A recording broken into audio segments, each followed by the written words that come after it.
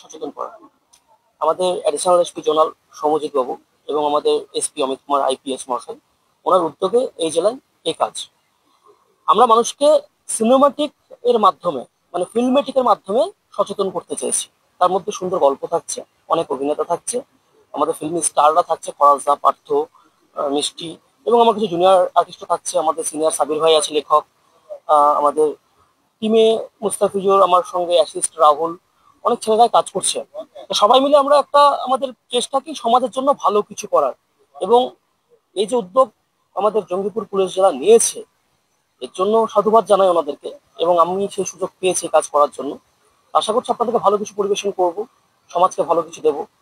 অন্তত পক্ষে 2% মানুষকে হলেও আমরা কিছু শেখাতে পারবো। মূলত কিছু কিছু বিষয়ের উপর সচেতন করে শুটিং করা। আজকের দিনে বাল্যবিবাহ একটা প্রচলন হয়ে গেছে, এবং নারী যে শুধুমাত্র বিয়ে দিয়ে তাড়াতে হবে বাড়ি থেকে এরকম ব্যাপারটা না। নারীও অনেক দূর আগাতে পারে, নারীরাও আহ একটা আধিকারিক হতে পারে, ওরাও দেশ চালাতে পারে, ওরাও রাজ্য চালাতে পারে, ওরাও অনেক কিছু করতে পারে।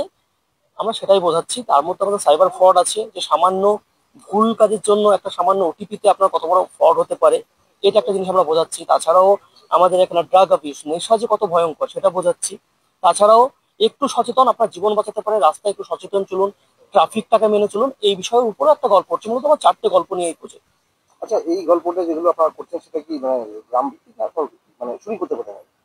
শুটিং তো আমাদের অ্যাডিশনাল এসপি জমাল সাহেবের আন্ডারে যে কটা থানা পড়ছে সেগুলোতে আমরা করছি। 4 থেকে 5 দিন আমরা শুট করছি।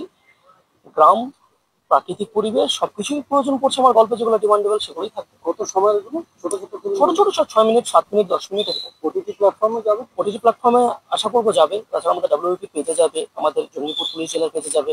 তাছাড়া আপনাদের মতো যারা আছে, যারা সমাজের জন্য কাজ করছেন, আপনাদেরও ছড়িয়ে দেবেন মানুষের জন্য।